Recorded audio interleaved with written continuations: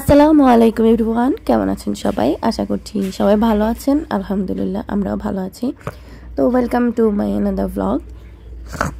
আজকে আমরা একটু ঘুরতে যাচ্ছি হচ্ছে দিয়াবাড়িতে কাশফুল দেখতে। আসলে আগে তো শুক্রবারে মেট্রোতে করে কোনো দিকে যাওয়াই যেত না, যার কারণে দেখা গেছে যে উইকেন্ডে আমরা অনেক জায়গায় যেতে চেয়েও যেতে পারতাম না। তো এখন মেট্রো চলার সুবাদে আমরা হচ্ছে চাইলেই অনেক জায়গায় যেতে পারি। তো ভাবলাম যে যাই একটু কাশফুল দেখে আসি, যেহেতু এখন কাশফুলের সিজন। আমার ঠান্ডা লেগে অবস্থা খুবই খারাপ, জানি না আমার ভয়েস শুনে আপনারা বুঝতে পারছেন কিনা। হাঁচি দিতে দিতে তো খুবই কাহিল হয়ে যাচ্ছি আমি। তো এখন ওই যে মেট্রো চলে এসেছে, যাচ্ছি আমি, আমার 2 বাচ্চা, আমার হাজব্যান্ড আর আমার শাশুড়ি। তো সবাই মিলে কোথাও ঘুরতে যাওয়ার মজাটাই আলাদা। তো আমরা একটা কাজ ভুল করে ফেলেছি, আমরা হচ্ছে মহিলা কম্পার্টমেন্টে না গিয়ে আমরা হচ্ছে কমনটাতে উঠেছি, যার কারণে একটু ঝামেলা হয়ে গেছে, সিট পাই নাই। আর একটা জিনিস আরও খারাপ লেগেছে, সেটা হচ্ছে গিয়ে একজন মুরব্বী মানুষকে দেখেও কেউ সিট ছেড়ে দিল না। তো যাই হোক, আসলে এখানে তার আমরা প্রেশারাইজ করতে পারি না, যদিও প্রায়োরিটি ছিল ওনার। যাই হোক, আসলে এগুলো বলে লাভ নাই। তো আমরা এই যে চলে যাচ্ছি এখন উত্তরার দিকে, সূর্যটা প্রায় ডুবে ডুবে যাবে। আসলে আমাদের একটু লেট হয়ে গেছে বের হতে, ছোট বাচ্চা কাচ্চা নিয়ে আসলে বের হওয়া খুবই মুশকিল। ওদেরকে রেডি করে, ওদের সব কিছু রেডি করে তারপরে যেতে হয়। তো এই যে আমরা অলরেডি ঢুকে গেছি, ওই যে দেখতে পাচ্ছেন দূরে, জানি না কতটুকু বুঝতে পারছেন, সাদা সাদা কাশফুল দেখা যাচ্ছে অল্প অল্প। তো আগের দিয়াবাড়ি আর এখনকার দিয়াবাড়ি একদমই সেম না। আমি হচ্ছে আমার লাইফে প্রথমবার দিয়াবাড়িতে গেছিলাম 2015-তে। তখন দিয়াবাড়িতে গিয়ে এত বেশি ভালো লেগেছিল, আমি আসলে বলে বোঝাতে পারবো না, খুবই সুন্দর ছিল। এখন যদিও ওই যে বসত বাড়ির কারণে আর কি একটু সৌন্দর্যটা চেঞ্জ হয়ে গেছে, আর আগের মতো কাশফুল এখন আর হয়ও না। তো যাই হোক, এটা জায়গাটা খুবই ক্রাউডেড ছিল। আমরা এখন হচ্ছে নেমে যাচ্ছি। আর এই ফ্যানগুলো দেখলে প্রত্যেকবারই আহমদ বলে বাসায় একটা লাগানোর জন্য, তাহলে বাসায় আর এসির প্রয়োজন নাই, বড় ফ্যানে বেশি বাতাস হয়। তো ওই যে সে তার দাদুর হাত ধরে ধরে যাচ্ছে, আমি ওকে বলেছিলাম যে দাদুর হাত ধরে ধরে যাও। আমি আমার ছোটবেলায় আমার দাদুর সাথে মেমোরিগুলো খুবই মিস করি, তো এই জন্য আমি চেষ্টা করি আমার বাচ্চাগুলো যেন দাদুর সাথে অ্যাটাচড থাকে। আর নানা নানির সাথে তো আর বলার মতো না, নানা নানির সাথে ভালোই বন্ধুত্ব থাকে সব নাতি নাতনিদের। তো আমরা চলে এসেছি, আমরা মেট্রো থেকে নেমে যাওয়ার পরে রিক্সা নিয়ে এখন যাচ্ছি হচ্ছে দিয়াবাড়ির দিকে। এটা হচ্ছে এক সাইড, আর রূপায়ণের দিকে হচ্ছে অন্য সাইড। রূপায়ণের দিকে আমার কখনো যাওয়া হয় নাই, তো চেষ্টা করবো ইনশাল্লাহ রূপায়ণের দিকেও যাওয়ার আরেক দিন, তখন আরও ভালো করে কাশফুল দেখে আসবো। আর রূপায়ণের দিকেটা নাকি বেশি সুন্দর, এটা আমি পরে জানতে পেরেছি এখানে আসার পরে। তো আমরা হচ্ছে লেকের উল্টা সাইডে যাব। দিয়াবাড়িতে প্রায় আসা হয় এখন মেট্রো সুবাদে, কয়েকদিন আগেও গিয়েছিলাম, আপনারা দেখেছেন কয়েকবার আমার মামাতো ননদদেরকে নিয়ে। তারপরে আবার গিয়েছিলাম আমার ননাস, চাচা শ্বশুর, ওদেরকে নিয়ে। তো সবাই মিলে যাওয়ার আনন্দটাই অন্যরকম।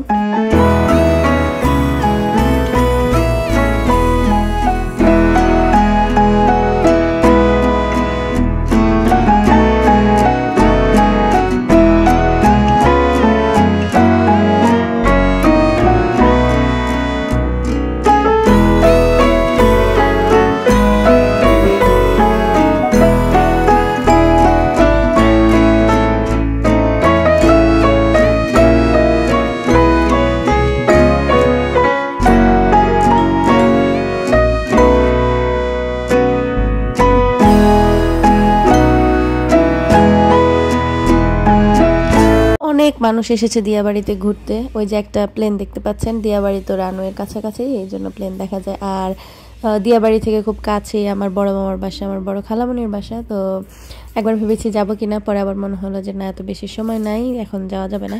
তো অনেক মানুষ এসেছে, যে যে যার যার মতো ফটোশ্যুট করতেছিল, কেউ ডেট করতেছিল, কেউ আবার আমাদের মতো ফ্যামিলি নিয়ে এসেছিল। ওই যে দেখতে পাচ্ছেন পিছনে কাশফুল, আর ওই যে একটা মেট্রো যাচ্ছিল, তো ভাবলাম যে একটু ক্যাপচার করেই নেই।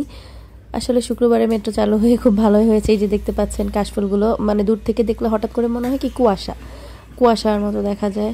আর আরও আগামী কয়েকদিন পরে হয়তো বা আরও বেশি ভালো লাগবে। আসলে শরতের কাশফুলগুলো তো অন্যরকম সুন্দর থাকে, আমার খুবই পছন্দের। আর আমাদের ইউনিভার্সিটিতে তো আগে আরও অনেক বেশি কাশফুল দেখা যেত, এখানেও আগে আরও অনেক বেশি কাশফুল ছিল।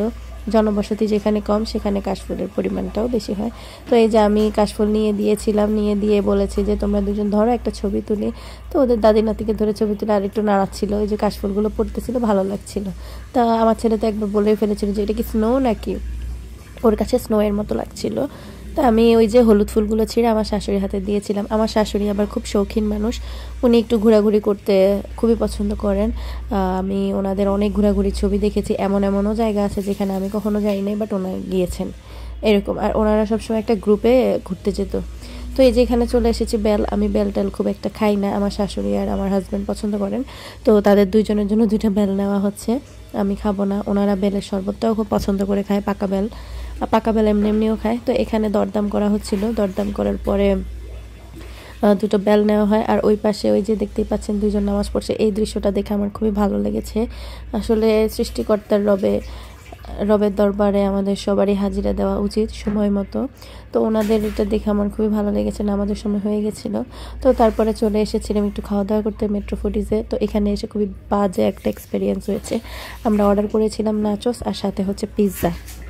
তো নাচোসটা মোটামুটি ছিল, কিন্তু পিৎজাটা খুবই বাজে ছিল। পিৎজাটা মনে হইতেছিল কি ওই যে ঝাল মুরগি দিয়ে দিয়েছে এরকম আর কি। তো আহমদ অনেকক্ষণ বসেছিল, যে আমার মেয়েটা সেখানে দুষ্টামি করতেছে, তার কাজই হচ্ছে দুষ্টামি করা। আর ওই যে তার দাদু বসে আছে, তার বাবা কোথায় যেন হাঁটাহাঁটি করছিল, আমার ঠিক মনে নাই এই মুহূর্তে। তো আমরা অর্ডার করে অনেকক্ষণ বসেছিলাম, অনেক লেট হয়েছে ওদের সার্ভ করতে।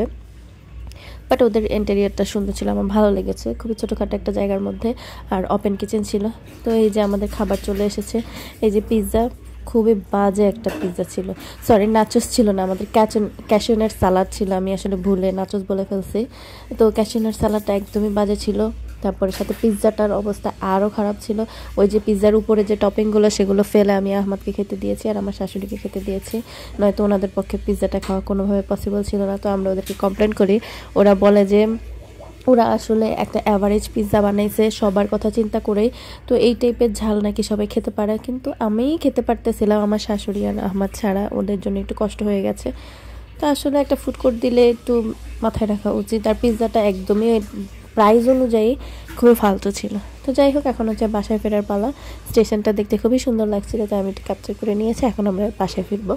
তো যারা যারা এতক্ষণ ধরে আমার ভিডিওটি দেখেছেন তাদেরকে জানাচ্ছি অসংখ্য ধন্যবাদ। যদি আমার ভিডিওটি ভালো লেগে থাকে অবশ্যই আমার চ্যানেলটি সাবস্ক্রাইব করে দিবেন, আর যারা অলরেডি সাবস্ক্রাইব করে ফেলেছেন তাদেরকে জানাচ্ছি অসংখ্য ধন্যবাদ আমার পাশে থাকার জন্য, আমাকে সাপোর্ট করার জন্য। তো আজকের ভিডিওটা আমি এখানেই শেষ করে দিচ্ছি। আল্লাহ হাফেজ, আসসালামু আলাইকুম।